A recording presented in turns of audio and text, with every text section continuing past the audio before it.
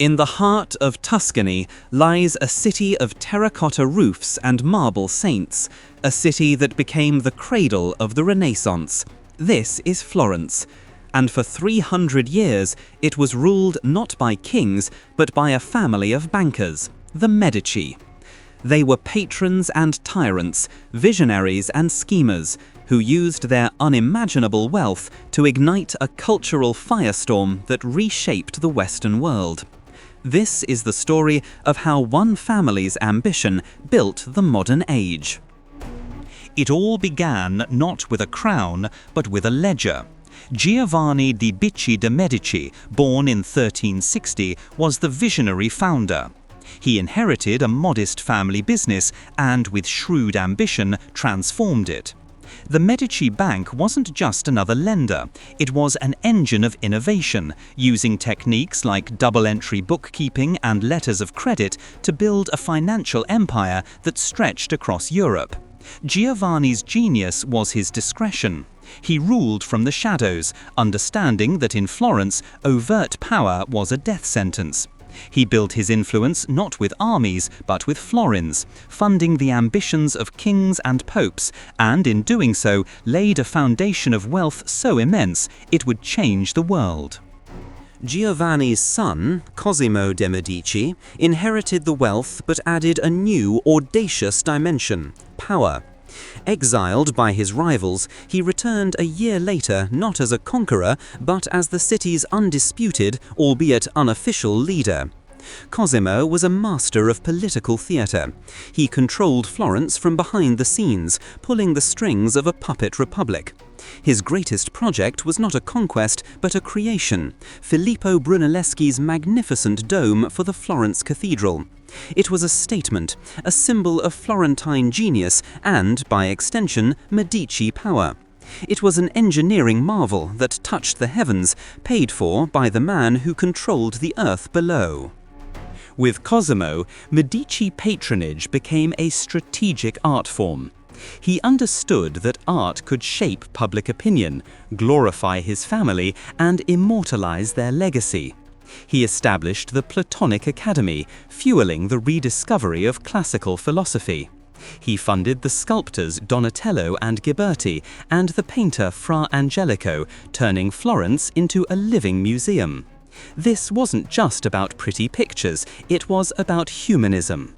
The Medici championed the idea that humanity, not just divinity, was a worthy subject of art and study. They were investing in the very soul of the Renaissance, and Florence was their masterpiece. If Cosimo laid the foundation, his grandson Lorenzo built the Golden Palace. Known to history as Lorenzo the Magnificent, he was the embodiment of the Renaissance prince.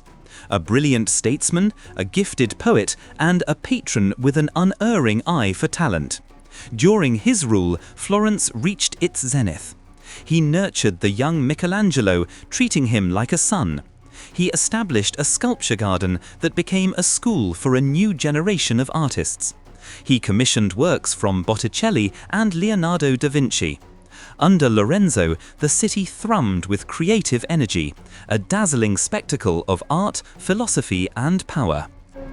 But such brilliance casts a long shadow. Rival families like the Pazzi grew resentful of the Medici's unchecked power. With the secret blessing of the Pope himself, they plotted to extinguish the Medici line in a single bloody act. The chosen stage, the Florence Cathedral, during High Mass on Easter Sunday, 1478. As the bells tolled, assassins lunged. Lorenzo's brother, Giuliano, was stabbed 19 times and bled to death on the marble floor. Lorenzo, wounded but alive, fought his way to the sacristy, his supporters barricading the door. The Pazzi conspiracy had failed to kill the head of the family. Lorenzo's response was swift and merciless. The conspirators were hunted down and brutally executed, their bodies displayed in the streets as a chilling warning.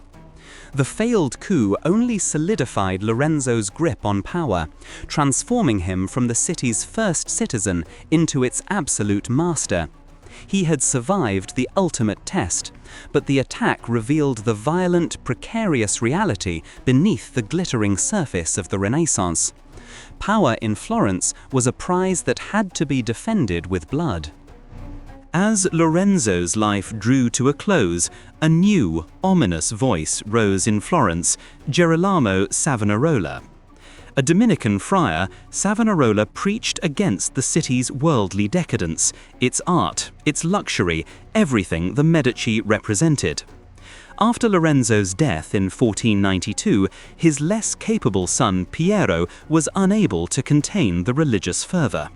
The Florentines, whipped into a frenzy by Savonarola's apocalyptic sermons, turned on the Medici and drove them into exile. The friar instigated the infamous bonfire of the vanities, where priceless works of art, books, and lavish clothing were consumed by flames, a symbolic cleansing of Medici influence. But you can't keep the Medici down for long. After years in exile, the family orchestrated a stunning return through the highest office in Christendom. In 1513, Lorenzo the Magnificent's second son, Giovanni the Medici, was elected Pope Leo X. With the power of the papacy at his back, the Medici re-established their control over Florence. Leo X was a true Medici, a lavish patron of the arts, commissioning Raphael and beginning the grand reconstruction of St. Peter's Basilica. However, his extravagant spending and the controversial sale of indulgences to fund his projects would provoke a German monk named Martin Luther, inadvertently sparking the Protestant Reformation. Following a brief period of turmoil after Leo X's death, another Medici ascended to the papal throne. Giulio de' Medici became Pope Clement VII in 1523. His reign, however, was catastrophic. Caught in the political crossfire between the great powers of Europe, he made a series of disastrous alliances that led to the horrific sack of Rome in 1527 by the armies of Holy Roman Emperor Charles V. The event was a brutal humiliation for the papacy and for Clement, who was forced to flee. Yet even from this nadir, he managed to secure a deal. In exchange for crowning Charles V as emperor, the emperor's armies would help the Medici retake Florence, this time for good. With the Republic crushed, the era of Medici banking princes was over. The era of Medici dukes had begun. In 1537, Cosimo I de' Medici came to power. A ruthless and brilliant administrator, he centralized the state, built a powerful navy, and formally established the family as hereditary rulers, becoming the first Grand Duke of Tuscany. He moved the seat of government to the Palazzo Pitti and commissioned the Vasari Corridor and the Uffizi Gallery to house the government's administrative offices. He was a different kind of Medici, less a patron of the arts, more a forger of a modern state, using architecture and bureaucracy as his tools of absolute power. The Grand Dukes of the Medici line would rule for another 2 centuries, continuing the family tradition of patronage, though perhaps with less revolutionary zeal. They were great patrons of science, famously protecting Galileo Galilei from the Inquisition when he proposed the radical idea that the Earth revolved around the Sun. But the dynamism of the early days faded. The bank that started it all eventually collapsed. The family's power waned, its bloodline thinned. The last Medici ruler, Gian Gastone, died in 1737 without an heir. Anna Maria Luisa de' Medici, the last of the line, bequeathed the family's entire, unparalleled art collection to the city of Florence, ensuring its legacy would belong to the world. From bankers to popes to Grand Dukes, the Medici dynasty played the long game. Their legacy is not written in laws or conquests, but is etched in marble, painted in fresco, and built into the very fabric of Florence. They were flawed, often ruthless, driven by insatiable ambition. But they were also visionaries who understood that wealth's true power lies not in what it can buy, but in what it can create. The Medici did not just rule Florence, they invented the world of the Renaissance, and we still live in the beautiful, brilliant light of its dawn. Thank you for joining us to unravel the story of the Medici, the godfathers of the Renaissance. Their influence over art, finance, and power shaped the very world we live in today. Understanding their story is a crucial part of understanding the history of us all.